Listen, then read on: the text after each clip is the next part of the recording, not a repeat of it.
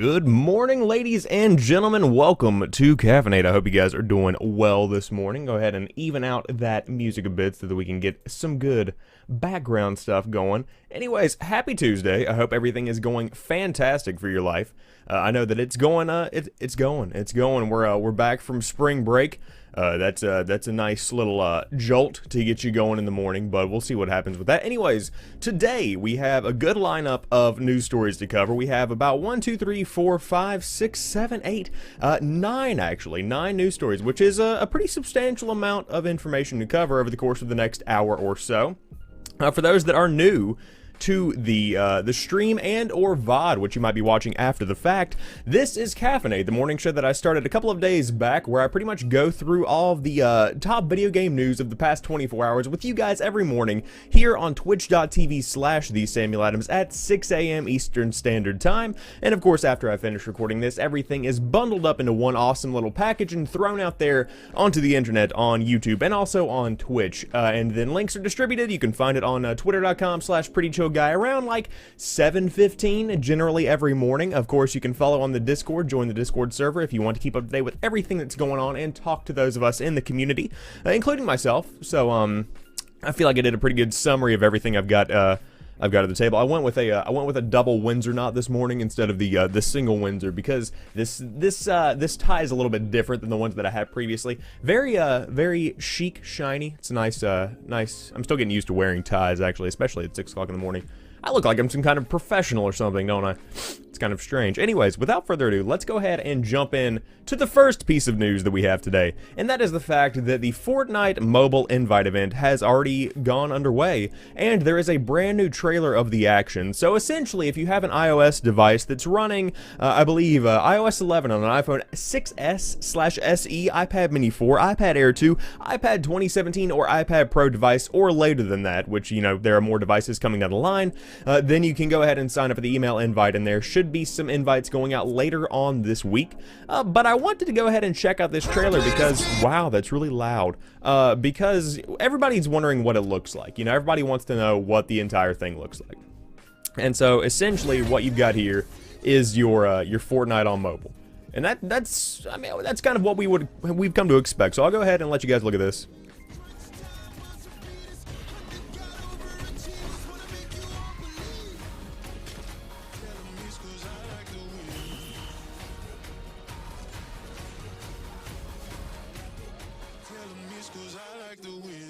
Now, what's crazy here, what's crazy to me with this, is that this version of the game, sincerely, does not look that bad at all. It looks like a genuinely awesome version of the game. Now, of course, it looks a little bit lesser so than the PC version of the game that I play. It looks a little bit toned down as compared to the Xbox One and PC versions of the game, but ultimately, when it comes down to the core mechanics of the game, it's the same exact thing, which is mind-boggling to me that they've bundled this entire experience down onto iOS. Now, the real question here is what's going on with this little section of the game right here, and this is, of course, the main control scheme. Does this function in the way that you would expect? Obviously, with your right thumb, I would assume that's the shoot button. Then you've got your inventory right here. You can obviously select stuff down here on the toolbar, which seems to be relatively intuitive and a good way to do things. This is aim down sight, obviously. You've got crouch, you've got jump. So everything overwhelmingly seems to be pretty much in order, I would say.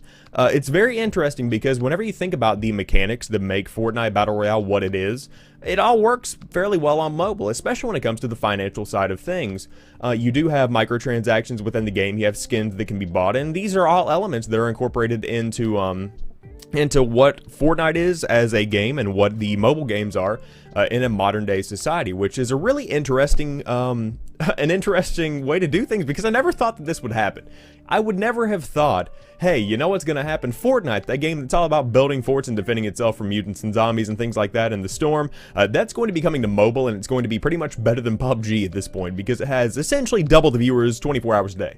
That is insanity to me. I think that's something that is admirable for the guys over at Epic Games, and the fact that they've thrown this mobile port together in such a quick amount of time, the fact that it looks to be such a quality version of the game, that's very cool. Now, it is worth mentioning that the iOS version of the game is rolling out to certain people later on this week, I believe, and there's going to be an Android version of the game coming at a later date. That has not been detailed. We don't really know when that is going to be happening, so you'll just kind of have to keep in touch with how all of that's going to be rolling out by following Epic Games on Twitter. I'm sure that I'll be retweeting some of the stuff that they tweet. You can follow me on Twitter at PrettyChillGuy, as you can see by the social thing that's up in that corner right there. But also, one thing I did want to point out before we do move on is the fact that there is a battery reading right here to tell you how much juice you have left in your device. So that's also a pretty cool thing, because obviously people are going to be playing this a good bit, so to not have your phone die on you is going to be a benefit. The performance is going to be interesting. The overall release is going to be interesting. It'll be interesting to see if the Google Play Store can hold up under the weight of everybody trying to get Fortnite on Android, and the Apple Store holding up under the weight, or people trying to get Fortnite on iOS devices. Alan, hello, good morning. I hope you're doing well. Great to see you this morning. Thanks for waking up with Caffeinate. Hope you're having a fantastic caffeinated beverage and or chocolate milk, because chocolate milk, my man. Moving right along to another Fortnite-related story here. Fortnite accounts are getting hacked, but refunds may be available, and more often than not, they tend to be available. So, what is essentially going on is that people are using standard kind of hacking practices to get into an Epic account, and therefore log on to Fortnite and make a ton of microtransaction purchases. So let's go ahead and dig into this meaty little piece by Eddie McCush, I believe is how you say that name, on March 12, 2018 at 3:20 p.m. When a game gets big and popular, that success catches the eye of people who want to do bad things. This is no different for Epic's popular shooter, Fortnite. In recent weeks, many Fortnite players have posted on places like Reddit and Epic Games forums to complain about their accounts getting compromised. The posts detail different kinds of fraud, where charges for things like V-Bucks, Fortnite's in-game currency, and the paid-based game Save the World were showing up despite players not having purchased those things. In one instance, as reported by Kotaku, someone noticed charges of $150 and $100 on their account. This person says they don't know how this happened. Well, I've made that excuse myself before. With that being said, this person's credit card data was stored on his Epic Games profile, though it is not clear if the breach took place there. Whatever the case, Epic refunded this person's money. In a statement, Epic said it was aware of Fortnite's account getting hacked, as well as using known hacking techniques. Epic is working with affected players and will presumably offer refunds to players who can show their accounts were compromised. If you think you've been hacked, Epic says you should contact player support right away. Now, that's pretty much the gist of the article here. They talk about the fact that it's coming to mobile, and the issue itself is probably going to persist as we end up, moving on into the mobile space with this. With all of that being said, please, by all means, take the precautions to protect yourself online when it comes to purchases and putting your credit card information or your parents' credit card information out there online. Don't use the same kind of password for every single thing. I know that's a tempting thing to do, to where you can just enter in your password, but whenever you have one single thing, whether it be your dog's name and 4 digits, then by all means change that depending on where you go, because that can definitely help you protect yourself online. It can help protect your credit card information and really save you a lot of heartache in the long run. And that, kids, is why you don't put your credit card information onto websites. I mean, I would say that is a definitely good way to completely and totally protect yourself. As far as a modern day society where purchases are being made left and right, I'm going to be having my credit card information stored on certain websites. I have mine on a lot of different ones that I make purchases on. Obviously, I don't want to list these off online, just in case there's somebody out there that wants to maliciously attack me and my funding. But with that being said, it is also a good idea to enter in your credit card information every single time that you purchase something, instead of saving it for later, which is something that's very tempting to do, especially if you buy all of the new skins, all of the new weapons, skins, etc. that come out in Fortnite, because there are a lot of them with emotes and things along those lines on a weekly to daily basis. So for those that have an Epic account, for those that play Fortnite, for those that are on the mobile version of the game or are looking to get on the mobile version of the game, by all means, watch your back, protect yourself, make sure your information is secure, and that you're checking up on your bank account pretty regularly. I'm going to be checking mine pretty much right after this stream to ensure that everything is fine. I don't really buy skins that much. I think I bought one round of V-Bucks to get the battle pass, and that's pretty much all I've got aside from what I've earned through in-game play. But it's definitely a scary time to be out there and to put your information out there into the world. And so with all of these things being taken into account, like I said, watch your back and make sure that you're doing the right thing to protect yourself online in all circumstances.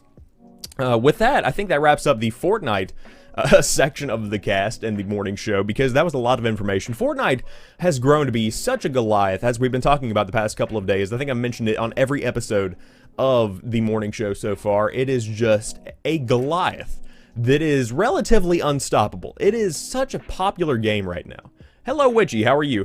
What? Witchy's here? That's insane. The cool thing about Fortnite, though, is that if you're good enough that you can get everything without spending any money, you are spending a lot of time. You are spending a lot of time if you are, in fact, getting every single thing. And I would say that that is borderline impossible unless you are like a professional streamer that does it for a job.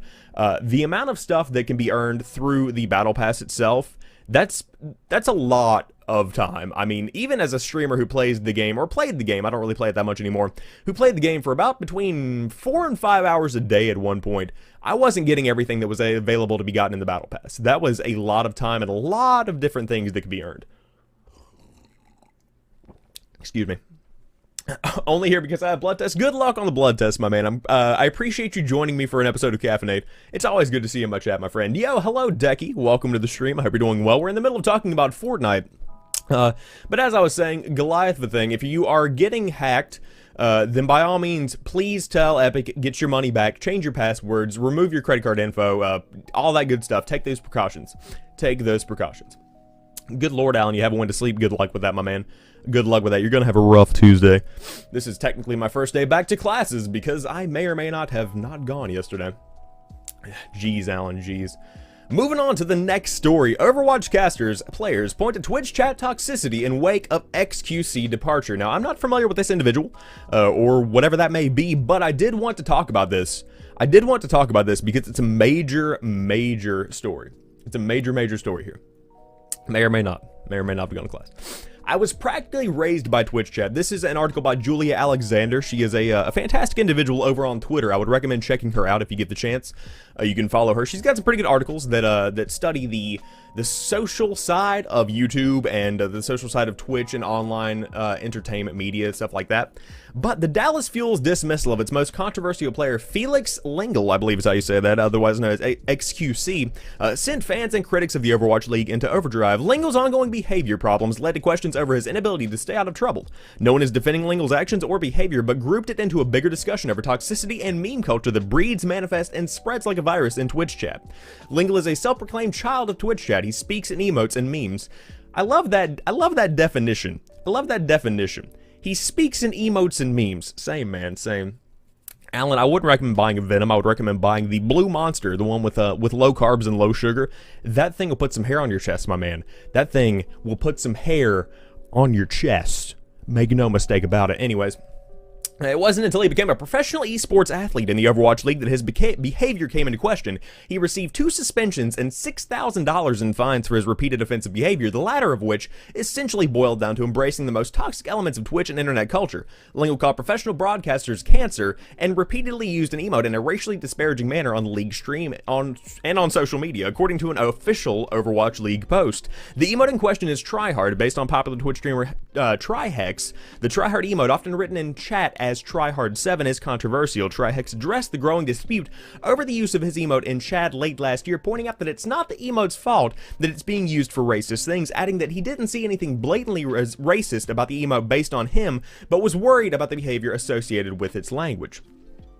I recommend sleep, but okay, no man, monster. So that's pretty much what's going on here. They're talking about how, in general, the internet is toxic, and in general, that can spread to Twitch chat. And we've had issues, exactly, we've had issues with this kind of thing on my channel. I've seen issues with this on other people's channels, and what's very interesting down here is that other people feel differently. I wanted to go ahead and address this. Popular StarCraft 2 streamer DJ Knight told Kotaku that he banned people using the Tryhard emote in chat. If you let people say whatever they like, they'll walk all over you, and I have no intention of giving power to racists, Knight said. There is also a penchant for some Twitch communities to be very racist that exist everywhere in life. It will be no different within Twitch. And that's one of the quotes that I feel is one that really hits home with a lot of people. That's one that hits home with me because I understand that there are people on the internet that are going to use specific things in specifically detrimental ways, in bad ways, etc. But we have to be better than that. We have to be better than that. Witchy, I hope you have a fantastic day/night cycle, whatever you might be on right now. Thank you for joining me for this episode of Caffeinate, and I'll see you soon.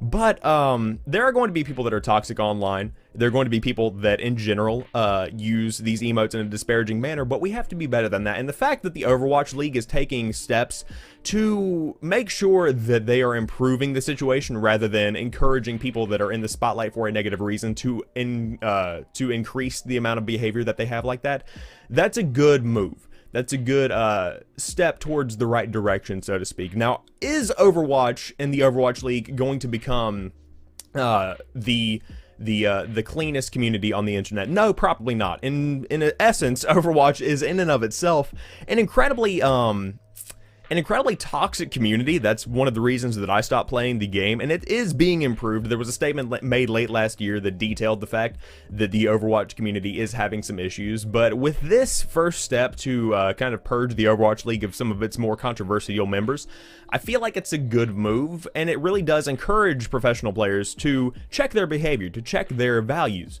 to make sure that they're doing the right thing in most circumstances to better themselves and to better the league and to better the fans overall. Because unfortunately, well, actually, no, not even unfortunately. I don't know why I said unfortunately. The audience of esports is often a younger portion of the community. It's a younger generation that is being raised in the same way that this man was raised by Twitch chat, as he self-proclaims. And so whenever you have young impressionable kids rolling through and watching these people that they now look up to make these racist statements, make underlyingly racist statements — I believe underlyingly is a word, I'm not really sure, don't hold me to that — that is negative, you know? And of course, people on the internet are going to make a racist, because nowadays people think that if you can say anything on the internet without any repercussions — by the way, is it possible to hate your own generation? I don't know that it's possible. It is possible to hate your own generation, but that's that's a good point here, is that we shouldn't necessarily hate anyone. There is no reason to hate anyone over anything, because if you hate somebody else, then you flip around and you become that. You know, you don't want to bring yourself down to that same level. And so it's a complex balance of making sure that you rebuke these statements that are being made, but at the same time you accept these people and you encourage them to change, you know. Now there is a point, and that's what the ban button's for. We've used it before on the channel. You know, there's a line that's drawn. There is a line that's drawn. Decky says, the Monster Hunter World community has been superb so far. Speaking from experience, it's populated by hardened veterans who embrace newcomers with love and patience. That is the best way to do things, 100%. Now, I haven't played Monster Hunter World, and I know that you have been going hard, Decky, and I know that there are a ton of people that have been going hard on the community, but that's how it should be. For instance, whenever I went to go back and play Rainbow Six Siege, I had some success. You saw it on stream if you were watching. I played a couple of games, nothing long. I just wanted to kind of round out the night with something different that I hadn't played in a while. And I did fairly well, but there were some people that were saying some things in Twitch chat when I wasn't doing that well. Or not Twitch chat, but in-game chat. Excuse me. And that's not something that is welcoming. That's not something that is always going to be an open arms kind of experience. And so, you know, taking that into account, it's going to be interesting to see how communities evolve going forward. Carried a couple of rounds, calls it fairly well. Hey, listen, I don't brag, my man. I don't brag. Sometimes I can hit it, sometimes I can't. But anyways, this is a very interesting story because it involves Overwatch, a major game, still in 2018, that is still very much so in the public eye and in the limelight. Rainbow Six Siege has always been known for toxic. Yes, exactly. It has, and that's an unfortunate fact. But when it comes down to it, it is what it is, you know. But 2 suspensions and $6 grand in fines is a small first step. I don't know what kind of payout he gets from being, you know, in the limelight and being a professional player of Overwatch, but we'll have to wait and see how all of this pans out as more and more of these events happen, because I guarantee you that this is going to be something that is talked about more and more over the next few weeks. You know, it's going to be something that's talked more and more about over the next few weeks, because I feel like more and more people are going to be called out for this as more people are paying attention. That's pretty much what it comes down to. Moving along, Demon Souls has been rated by the ESRB again. All right, let's dig into this. Written by Tyler Treese on March 12th. With the closure of Demon Souls online servers, fans have been clamoring for... Oh, Alan, thank you for that host, my man. Thank you for that host. With the closure of Demon's Souls online servers, fans have been clamoring for a PlayStation 4 remake of the influential action role-playing game. Coincidentally, a new ESRB rating of the game has gone live on the ratings board's website today. Unfortunately, the rating is once again for the PlayStation 3 version, and it's not related to any potential remaster that has been heavily speculated upon. Here is the full ESRB rating. This is a role-playing, this is the exact same thing, essentially. The listing from its description to the M rating and listing of Atlas USA is its publishing is identical to the game's original PlayStation 3 rating, besides one difference. It simply does not have the disclaimer that specifies online interactions not rated by the ESRB. With the game servers now down, that is most likely the cause for the reclassification, so either way, this shouldn't be used to get your hopes up for Demon's Souls PS4 up or down. It's unrelated, even if the timing lines up with recent speculation. Do you know the disappointment? Do you know the disappointment? I want to make it very clear, this is disappointment. I want Demon's Souls, man. I mean, like, there are so many people out there that want Demon's Souls that it seems like it's almost a smack in the face to have a title for an article that says Demon's Souls has been rated by the ESRB again. You don't do that. You don't do that. Decky says, for the uninitiated, myself included, lol, the Entertainment Software Ratings Board assigns age and content ratings for video games and apps indicating the appropriate age group and content that is in the game. The ESRB enforces video game advertising guidelines and helps ensure responsible privacy practices for the video game industry. Yes. So essentially, for those that need to, for games that need to be rated, you can pretty much get your E, E10 Plus, Teen, M, and A ratings, Adult Plus, on any of your games. For instance, this one right here, God of War, M. Far Cry 5, M. Ni no Kuni, no idea. A Way Out, probably Teen. Burnout Paradise, E10 Plus, I believe. I know I would be disappointed if I knew what Demon's Souls was. I don't know what Demon's Souls is. Demon's Souls is the foundation for Dark Souls. It was the first Souls game. And so, essentially, the fact that Demon's Souls was released brought forward Dark Souls, Dark Souls 2, Dark Souls 3, and Bloodborne. So without Demon's Souls, then you would literally have none of those other games, and that would literally take away an entire section of gaming culture. It is an incredibly significant game.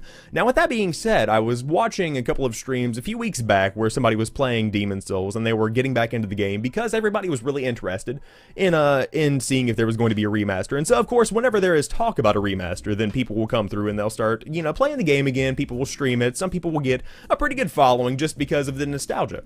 And, it doesn't age well. No, this game doesn't age well at all. There are a lot of issues with the game. It simply needs to be brought up to speed, so to speak. It's not terrible. It's not. It takes away the try-hard games. There you go. But it's not terrible.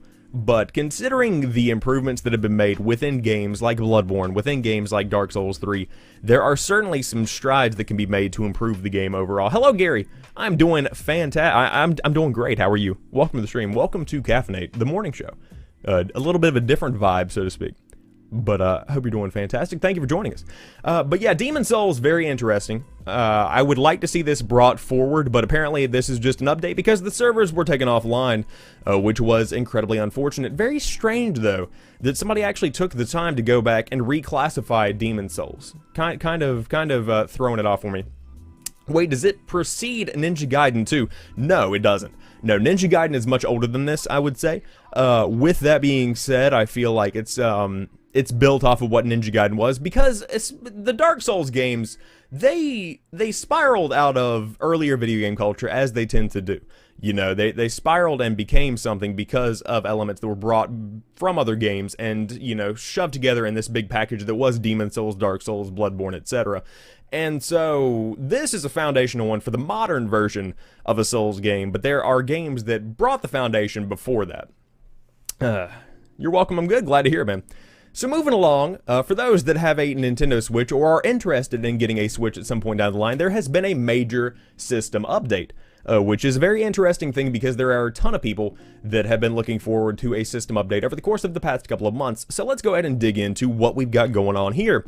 Nintendo Switch system update now available. Improvements included in version 5.0.0. Facebook and Twitter friends that also use the Nintendo Switch can now be added through friend suggestions. That right there, my friends, is the number one benefit here. Hold on, I'll try and get to where you guys can see it better. This is the number one benefit. This is the one thing that really does stand out for this entire experience. Then you have using the Nintendo Switch Parental Controls app adds specific software titles to your whitelist to exclude them from the console's parental controls restricted software system. Captured videos in the album will be restricted. Select 24 new arms and the Kirby series icons for your user. Woohoo! Yeah, it's me. Digital software purchases made from a PC or smart device will start downloading sooner than previously, even if Nintendo Switch console is in sleep mode. Very cool. Receive notification when pre-purchased software is ready to play. Filter news to view only unread news or news from specific channels. Nintendo Switch Pro controller grip colors will now display in the controllers menu. This is incredibly uninteresting. Sammy's voice is making me more tired. Oh, I'm so sorry. Oh god, do I have to pretend to be friends on my game console too? Exactly. That's, I mean, I have no interest in adding friends on my Switch because there is no online communication format. You can't talk to somebody easily directly on the Switch itself. You have to use this terrible mobile app. Hold on, I haven't even opened it. I haven't even opened it in months. I think since I downloaded it, I haven't opened it. But essentially, for those that aren't familiar with what the Nintendo Switch situation is right now, you have to go through this app called Nintendo Online to even communicate with anybody. I finally am watching Sammy in the morning. If I pass out, I pass out. If he dies, he dies. In the words of the Russian from Rocky. But I did want to show you guys this. So this is pretty much what we've got here. It's Nintendo Switch Online, and you just do game-specific things. Don't even do any of that. You've got an invitations list. It is the worst interface for any kind of online communication, anything. I hate this. This is terrible. And also how you hook up with friends in Splatoon 2. And it's just, it's a terrible format. Oh, God. Rip Allen 7. Feels bad. But yeah, so that's pretty much what we've got here. We have no good way to communicate with anybody online, so I admire the fact that you can connect and add friends through Facebook and Twitter directly on the system itself, but to not implement any kind of direct communication system on the console itself, it seems like a misstep to me. Might as well get on Skype. Actually, 9 times out of 10, if somebody's playing Switch Online, they're going to get on Discord, because you can do the exact same thing through your phone on Discord. And this is the perfect opportunity for me to go ahead and dive in on the fact that Discord is one of the most useful tools on the internet for gamers or for people that have a community around them. As, you know, time has gone on, and as more and more people have found me and found the content that I make on YouTube and Twitch, I do want to point out the fact that Discord has become a fantastic way. Yeah, why did you forget Discord? I have no idea. I would never forget Discord. It is the best way to stay in touch with those people that you care about, to communicate with people when you're playing online. People use it for podcast a ton. And in a world where Skype has been the dominant way to record a podcast or to communicate with friends over the course of the past 5 to 10 years, Discord has come through and completely shaken that up to where it has outdone Curse, which is now the Twitch app. It has outdone TeamSpeak. It has outdone Skype. It has outdone relatively every other communication format for gamers online. And for content creators, it is just the next level. So for those that have never tried Discord, I highly recommend it. You can download it for free. You can use it in your web browser. There is a free app. And there's also I think it's called Discord Turbo, whatever it might be. That's beside the point. The bare minimum Discord is more than you need to really use it to your full advantage, and it's just fantastic. Been using Discord to play Monster Hunter World. Yes, another Monster Hunter World plug with a couple of streamers. It's fantastic. Exactly. I mean, that's how I communicate with people whenever we do games in Fortnite, or I play with somebody in Sea of Thieves, or I talk to generally anyone through my PC. I whip around this other mic right here, and we're good to go. You know, that's all I've got to do. It is incredibly simple. It's an incredibly intuitive app in general. I love it. I would highly recommend it. But with that being said, for those that have Nintendo Switches, you can pick up that new system update right now. Version 5.0 is ready for your ingestion. That was a really weird choice of words. Also, you can get some amiibo. You want to get some amiibo? Amoobies? Amables? Get some Fire Emblem Warriors going. Metroid, yeah. Yeah. Ooh, you can get me Gunner. Ooh. Me Sword Fighter. Me Brawler. I like the Brawler one. Ooh, it's the Yarn Yoshi. How much are these? Like $25? I want to find a retail. I want to see how much this wad of yarn is. A new update is edible. Oh, nom nom, yes. $17.90 and it's used. I don't want a used Yarn Yoshi. Oh my god. Mewtwo. Oh god. Alright, I'm leaving. Next story. Warhammer Vermintide 2 sells 500,000 copies in 4 days. For those that don't know what this is, just hold on. We've got to talk about this. We've got to talk about it. Just enjoy this real quick.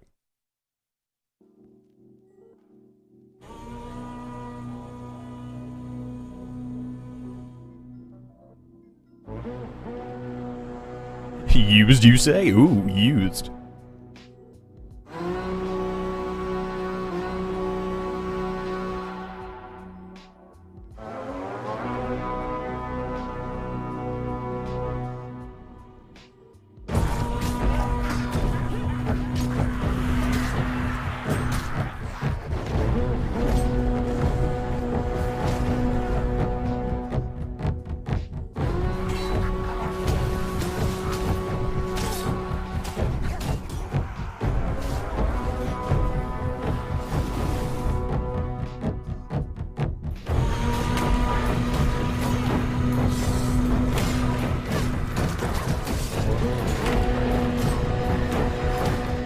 So in general, that's pretty much your gist of it, you know? That's pretty much what you've got going on. But the game itself, beautiful. Beautiful game. Doesn't get better than that. I was dozing up and then Sammy said Metro, which I heard is Metro. Nah. No Metro news yet. But so essentially that's what you've got with Warhammer Vermintide 2. An amazingly brutal game. A game that is mind-bogglingly gory and just the essence of testosterone and violence. It is fantastic. I mean, it's just, oh, God, yes. The gist of it, plug. No, not quite yet. Not quite yet. We're going to advertise later. But, Warhammer Vermintide 2 sells 500k in 4 days. Today, Swedish developer Fat Shark announced that Warhammer Vermintide 2 has sold more than 500,000 copies on PC in less than a week on the market.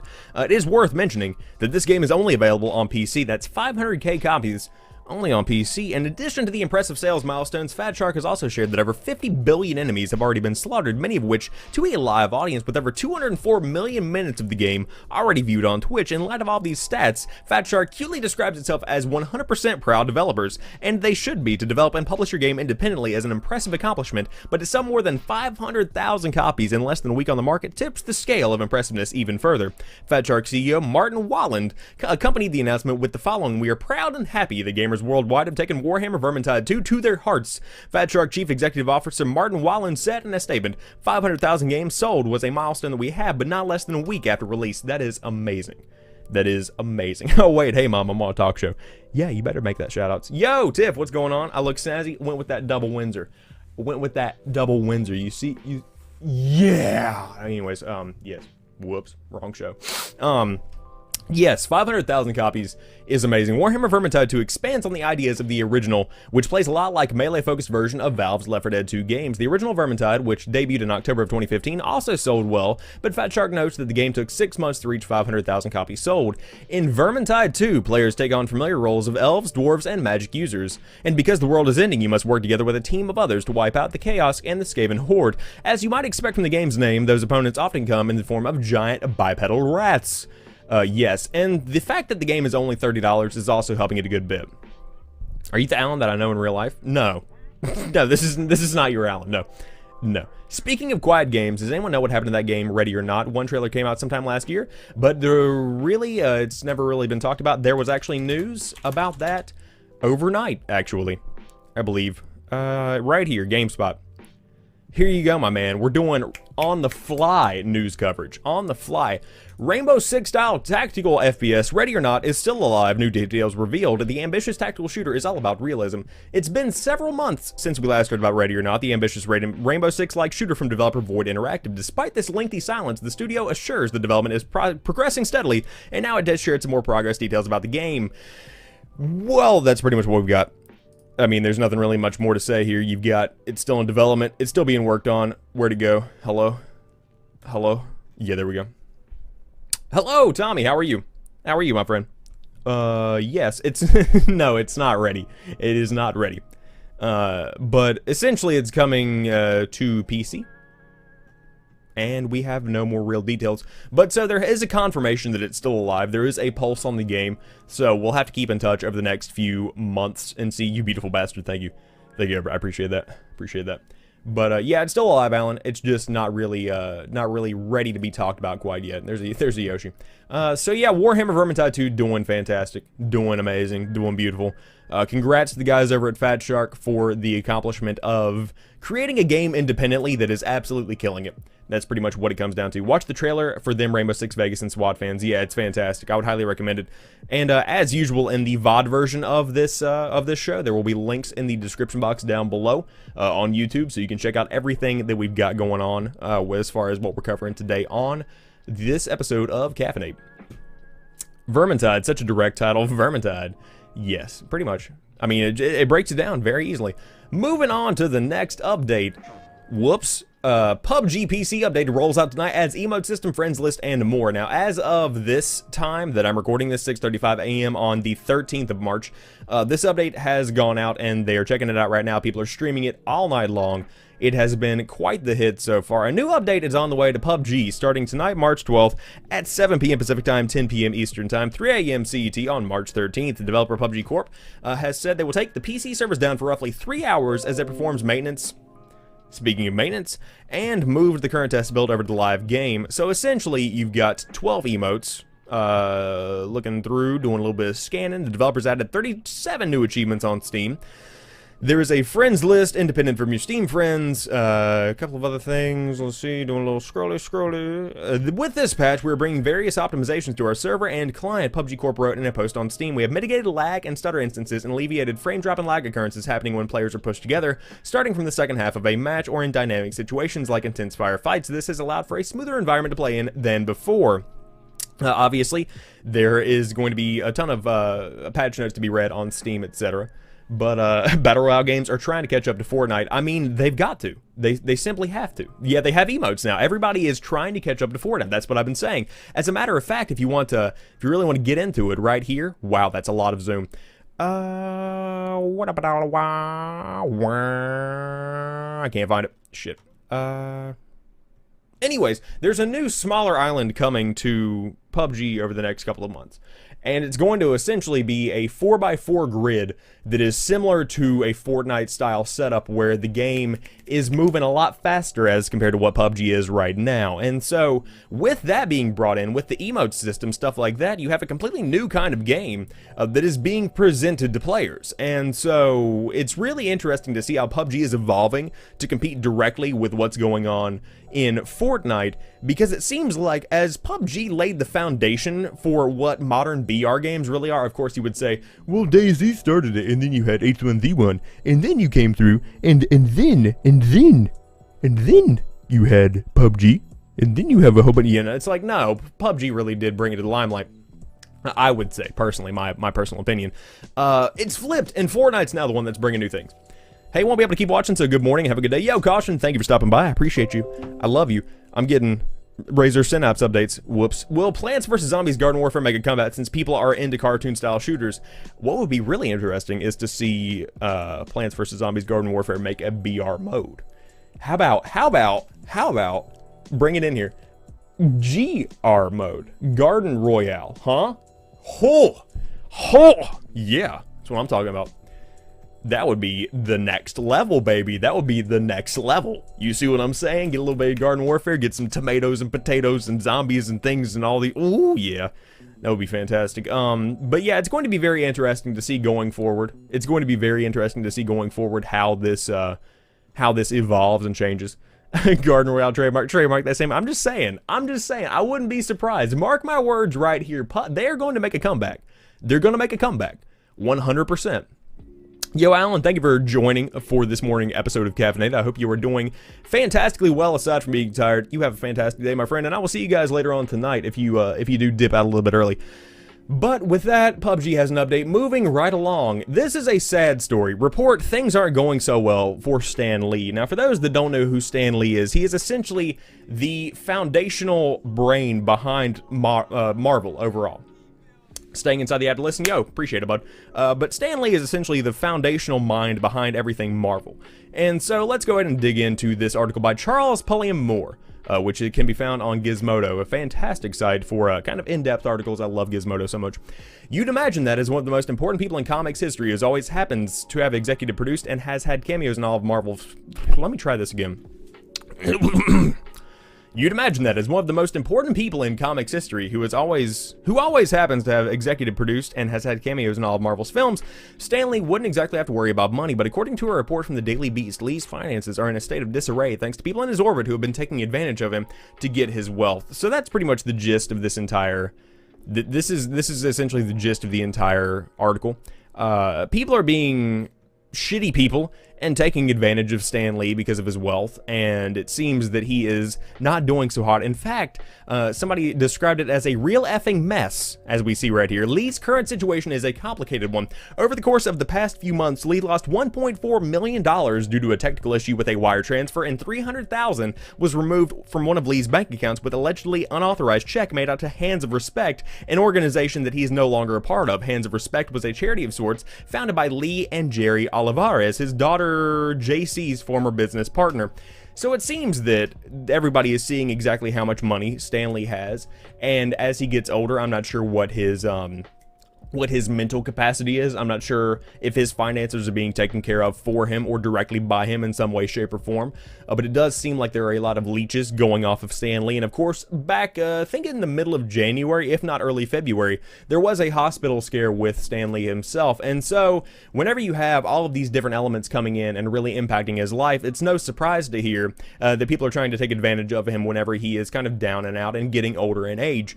And so, there really isn't any more that I can say about this aside from the fact that I hope the best for Stan Lee and that people can be really shitty sometimes. There's no way of getting around that. That's just pretty much what we've got going on. You know, Stan Lee is a fantastically brilliant individual. He is somebody who has done an amazing amount of work, who has really pushed comics to new grounds, and has broken ground on so many new ideas and has really pushed entertainment forward. And so to see him taken advantage of like this is really a crime, I would say. Yeah, God bless him, is really a crime. Wait, tell me why is I auditioned for Joker? I don't think he auditioned for Joker. I think that was like a creative thing. Well, we can watch that. I mean, why not?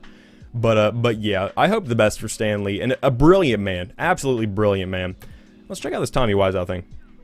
Am I saying that name right? I'm not even sure. Ever since the release of Disaster Artist, Tommy Wiseau has engaged in a sort of permanent press tour. Yes, he has. I want to see this. Alright, we'll do this.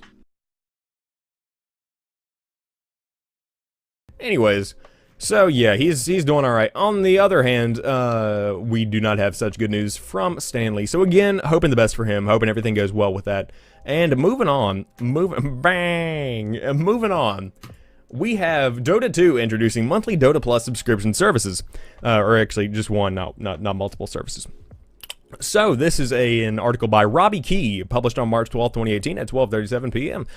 Valve's endlessly popular MOBA Dota 2 has announced a new monthly service called Dota Plus. The service is an evolution of battle passes. These are optional seasonal packages players pay for, which offers bundles of cosmetic items as well as quests and challenges to earn more cosmetic items. Dota Plus replaces the Majors Battle Pass by making rewards independent from timeliness. More and exclusive cosmetics will continuously be added to Dota Plus as well.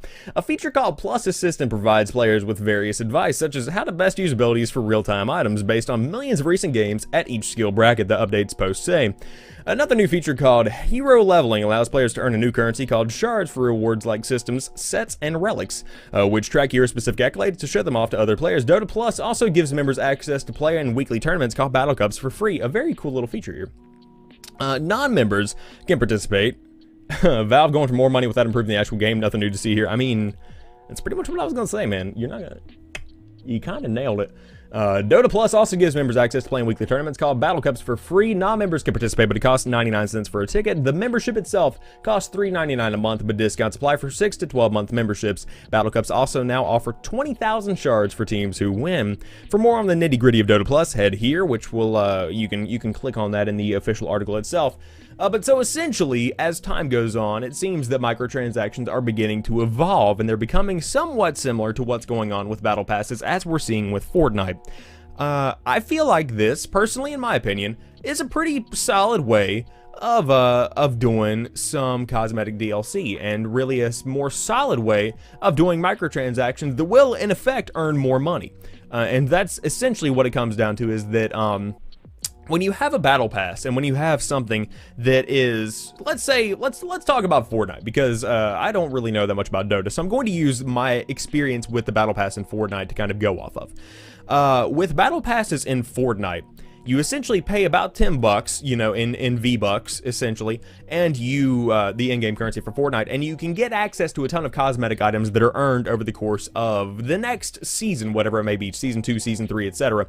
This is a way better setup than saying, here is a $2 skin, here's a 99-cent skin, here's a new version of a pickaxe for $4, here's a $10 golden tier skin, and of course they still do that, but with battle passes it feels a lot less intrusive. It's kind of in the same way of doing a map pack in like a Call of Duty game or a Battlefield game, where you just pay a small portion of what you would normally pay for a full price title and you get access to a solid chunk of content.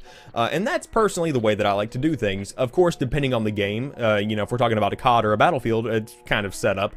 I might prefer a season pass depending on what I am getting in return. But when it comes to small cosmetic items and things along those lines, I feel like the Battle Pass is a fantastic way to do stuff. Now, the pricing is pretty on point, I would say. $3.99 a month. $4 is less than a cup of frilly coffee. $4 will get you a grande frappuccino from your local Starbucks, okay? When it comes down to $4, if you are a fan of Dota 2 and you like skins, this is essentially a no-brainer. This is a fantastic investment for you to go ahead and get in on. Now, for me, somebody who doesn't play Dota, I don't see the draw of this, you know, I mean, I see the draw of cosmetics, but I would never purchase this even if I was playing in a novice level. I wouldn't play if I was just jumping into it. But to be able to pay for this if I did get further into it, to be able to have free access to battle cups if I am actually good, that's a pretty, you know, stellar offer. With that being taken into account, I know that I keep saying that, there are certainly a lot of different aspects. $3.99 feeds me twice in Malaysia. Hey, I mean, you can either eat twice, or you can get some badass skins. Do you see what I mean? There are different, you have options here. You have different options. Let's go ahead and read the R take from Game Informer. R take: while Dota Plus is a neat idea for the core crowd, Plus Assistant should not be dependent on a paid service. Everyone should have the right to be shown how to improve. It not only helps the players get into a good groove, but it makes any game more fun when you're playing with people who have a better grasp on things, especially in a stronger team-focused game. With games like Fortnite taking reins on what players are active in, it's more important than ever to rake in newcomers. Couldn't agree more. Couldn't agree more with that statement by Robbie Key, who did fairly well writing this little short article, I would say.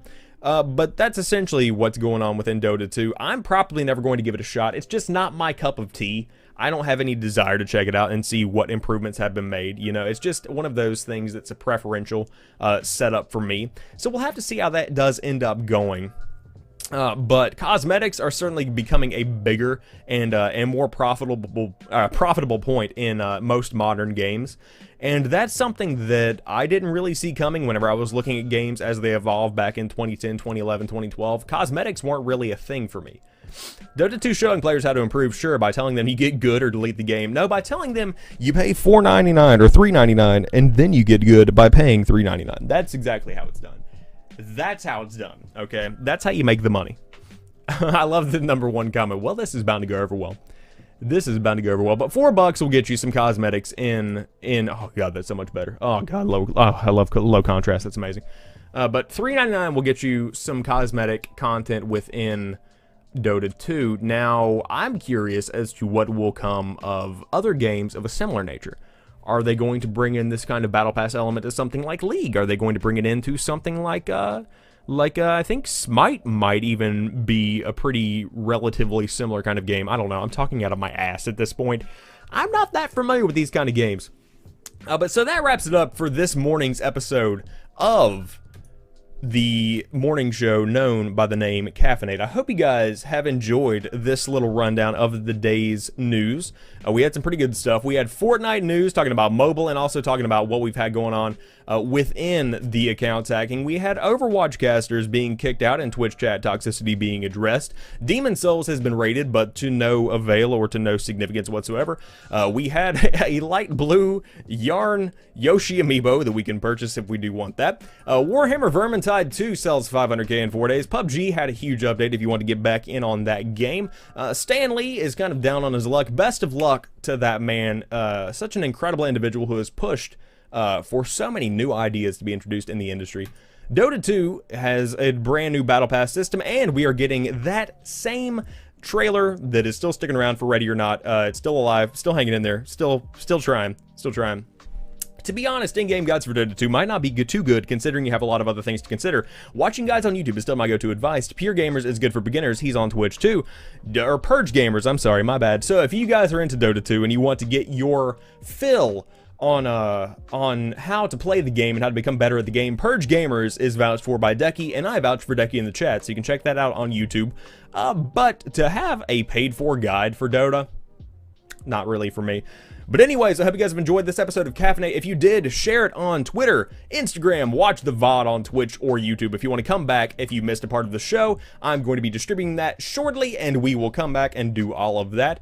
But as for right now, I want to wish you guys a fantastic day. I will see you all tomorrow morning at 6 a.m. or later on today in the stream later on tonight. And I believe that I'm going to be staying online, just kind of hanging out, shooting the shit, maybe playing a couple of games, maybe some Slay the Spire. We'll see what happens. I have a couple of things to do. I'll be hanging around for a couple of minutes in Twitch chat if you want to do that. But as for right now, I will talk to you guys tomorrow, and peace.